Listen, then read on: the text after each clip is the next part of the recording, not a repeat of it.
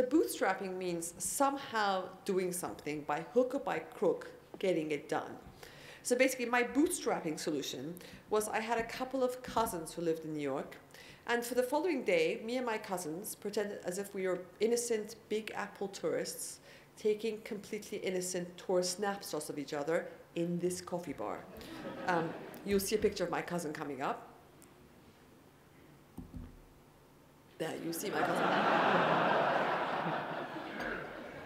See my cousin's ear, but nothing else. But what you fully see is how they display their pastries, those lovely biscotti jars, which were very new.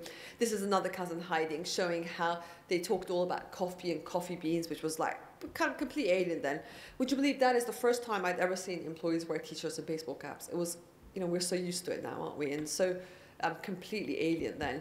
This is me outside the coffee bar I fell in love with. And this is basically another cousin showing the bar seating and how it was just different, how you could sort of watch the world go by as you were sitting there.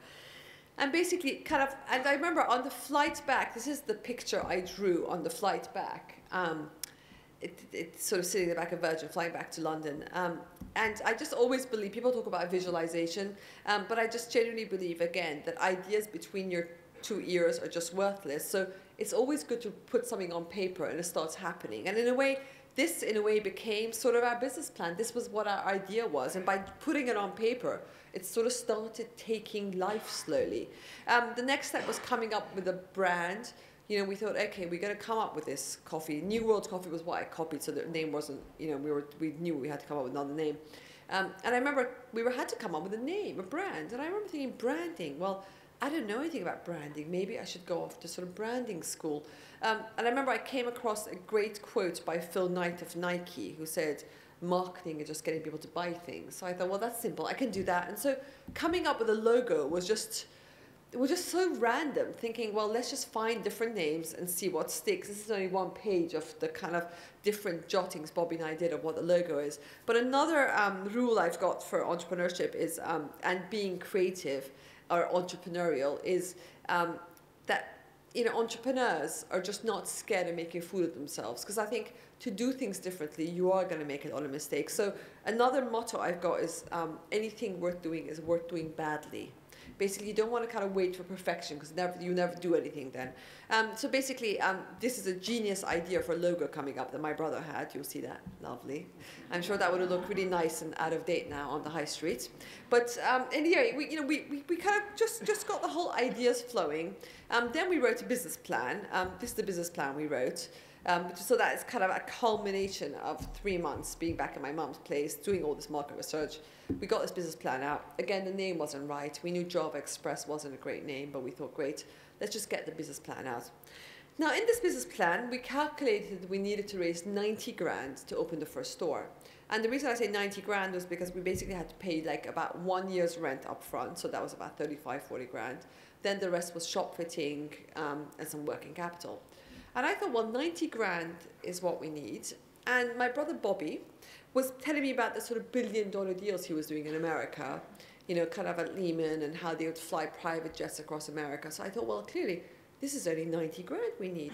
He should have no problems raising 90 grand. He could probably raise that sort of money in his sleep. This should be no problem. Well, my brother Bobby had absolutely no idea how to raise 90 grand. He ended up calling his friends from, you know, Goldman Sachs, Morgan Stanley had no idea either. They were like, they don't know how to raise 90 grand. And we basically went off to Waterstones and we bought this great book called The Lloyds Bank TSB How to Start a Small Business Guide. And we opened up a chapter, How to Raise Money. And there was a really surprising answer, go to bank. And we thought, oh, so simple as that, kind of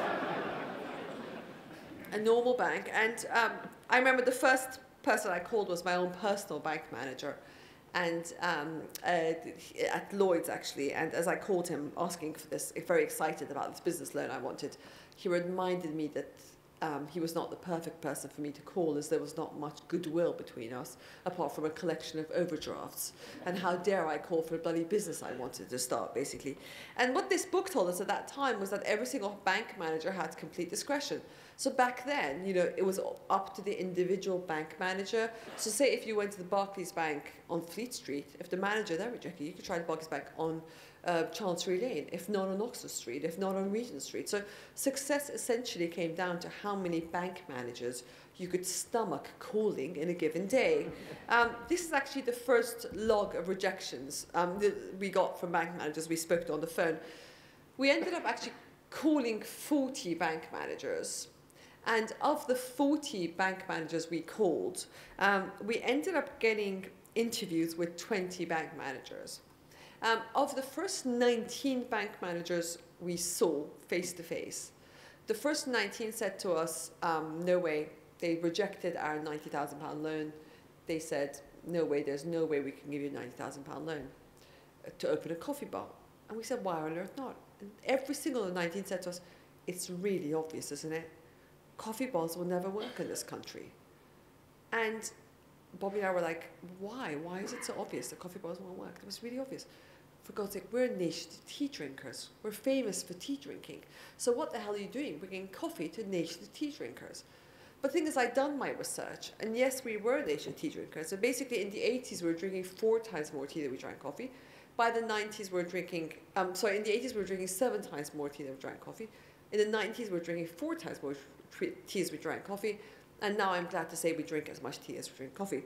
But not for the bank manager, which is why most entrepreneurs call bank managers enemies of innovation. This is a letter I wrote to my brother about a certain bank manager.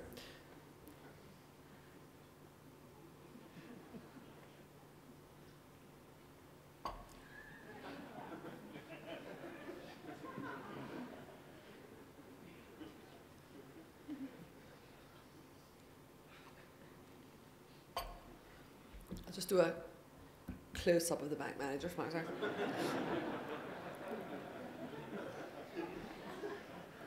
And I remember the 20th bank manager we tried, the only reason we tried him is because in the yellow pages, I remember seeing this bank called NatWest Law Courts.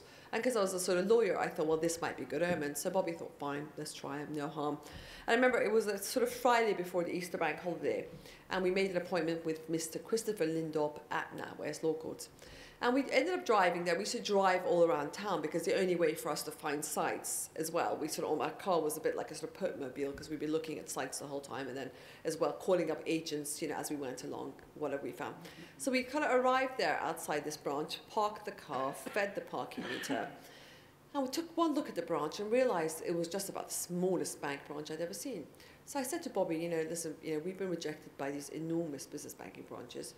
This, the big ones in the city.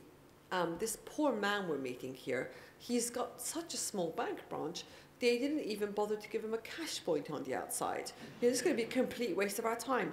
Then Bobby made a very valid business argument that since we just fed the meter 2 hours, it would be a waste of our time not to go in, which is how often entrepreneurs make their decisions. And I remember in we went and we asked for Mr. Lindop, the bank manager, and literally it was this sort of long, narrow office and this sort of creaky door opened, the manager's office. And literally, a bit like a sort of Charles Dickens novel, out of this cloud of dust came out this sort of pale, grey-suited, ashen-faced bank manager. And I took one look at him and I said to Bobby, for God's sake, this guy hasn't even had a cup of coffee in his life. He'd have absolutely no idea what we're talking about. And Bobby's like, go on, make your presentation. And I sort of started making a presentation, very much rolling my eyes, thinking this guy will have no idea what I'm talking about. And he stopped me a third of the way through the presentation and said, you know what, Sahar, that's fine. We'll give you the loan. And I remember we sort of ran out and we got the loan from him. And really, it was only when I wrote my book, Anyone Can Do It, that I was just thinking, I've got to somehow, I'd love to know why Mr. Lindop, in a way, the weakest link of all, he was the one to give us the loan. I just want to see why he gave us the loan. I would like to interview him to find out what it was. And I tried to contact him, and NatWest said apparently the retired bank managers don't want to hear from their old customers, so there was just no way. But so the only thing I'm thinking is the reason why he gave us the loan is it must have been the end of his quarter, and he must have had some sort of loan quota to fulfill that he hadn't fulfilled, so that he had to give someone a loan, and Bobby and I happened to walk in that day. But that really, for me, is another story about being entrepreneurial in your work, is that, when you do new things, people reject new things. The human brain is wired to reject the new and stick to the familiar. And we just got to be aware of that every time you do something new, your colleagues, your bosses, your customers are always going to say no to new ideas. It's just our default position. We say no to a new idea. And so you're never going to get a new idea out or make any sort of improvement unless you learn that actually it's about notching up. And for me, what I learned, and I teach myself every day, is that it's almost like unless I've notched up on no's, unless I've notched up, my formula really is, unless when I do something new, unless I've notched up on 19 no's, I don't then expect a yes. And if I ever do something and I get a yes the first time round, I absolutely hate it because I know I'm going to pay for it eventually. It's sort of, I prefer to get the no's, and then once I've notched up on them, I get the yes, and then I can enjoy the yes, basically. And I really think if you can, especially those of you working in large companies, not in SMEs, it's just this idea that we're not used to getting rejection, getting no's. You just got to get used to that's the whole journey of becoming much more entrepreneurial in your work. Anyway, the next step was we had the money, but it was just opening a coffee bar, which was a complete nightmare because, you know, we had the money, but we were trying to find a site. None of the landlords wanted to give us a site. We were trying to find suppliers. None of the suppliers wanted to even supply us. It was a real shock. I remember going to all the cup suppliers and saying, listen, in America, they've got wonderful cups with the logos on them, these wonderful lids that you can drink while you're walking. And every single cup supplier said to me, sorry, love, the only cups we've ever made are polystyrene. No one's complained. You know, I don't know what you're going on about. I went to all the bakers and said, listen, in America, they've got these wonderful muffins. They've got 100 different kinds of muffins. They've got blueberry muffins. They've got fat-free muffins. They've got chocolate muffins. They've got white chocolate muffins. Every single baker said to me, sorry, love, the only muffins we've ever baked are yellow, and the only thing they've got in them is raisins. You know, no one's asked for blueberry. I've never heard of anyone ask for a blueberry muffin. And so everyone sort of treats you almost like, because you're innovating, everyone's against you. And I remember that employees was a nightmare because we had no idea how to hire employees to work in a coffee bar. And they were sort of called baristas, so they had to be quite special. And I remember I had no idea, you know, I'd always worked at a big company, so I never knew how to sort of hire employees. So I remember what the supplier said to us, well, the way you do that is that basically you put an advert in the Evening Standard, the London evening paper, on a Tuesday, because Tuesday is catering day, so everyone that works in catering will answer this advert on a Tuesday. So Bobby and I remember we could only afford like a £95 ad plus VAT. So we bought this tiny ad saying we're a new coffee bar, do you want to come and work for us? And I remember the next day I got 120 phone calls announcing this advert. And the problem was every single person calling me, obviously they'd worked all their lives in these greasy spoon sandwich bars. And they had just, I could tell on the phone, they had sort of such bad customer service habits that no time or money in the world can I ever undo their habits. And even somehow on the phone, I could tell they all had sort of personal hygiene problems on the phone. I remember Bobby said, you know, he came home, he was looking for sites that day, and he was like, how many employees did you find? The phone was engaged all day. I said, well, actually, no one good enough. No one was our brand. No one was true to our brand. Anyway, we had a big argument, and he said, well, you know, tell me one person that's good in the UK. You know, we can't bring them up America. You know, who does it here? And at that time, Pret-a-Manger was big for us. They had 3 stores. They were about to open their 4th store. So I said to them, why can't they be just like Pret-a-Manger? And we used to really admire Pret-a-Manger's service. They used to have these wonderful employees, kind of, I'm still sort of, you know, with kind of bandanas, name tags, really energetic. I said to them, I want them just to be like Pret-a-Manger. So Bobby was like, well, there's no way we can have them like Pret-a-Manger. You and I, that 90 grand, we've spent it already, so we can't get a salary of a trainer out of the 90 grand. You and I have never trained anywhere in our lives. Pret-a-Manger is big. They've got training academy. They've got money. They've got stores. They've got trainers. Just there's no way we can have them like Pret-a-Manger. We found the solution again, bootstrapping. Our bootstrapping solution was, of course, we nick them from Pret-a-Manger, so they come ready trained.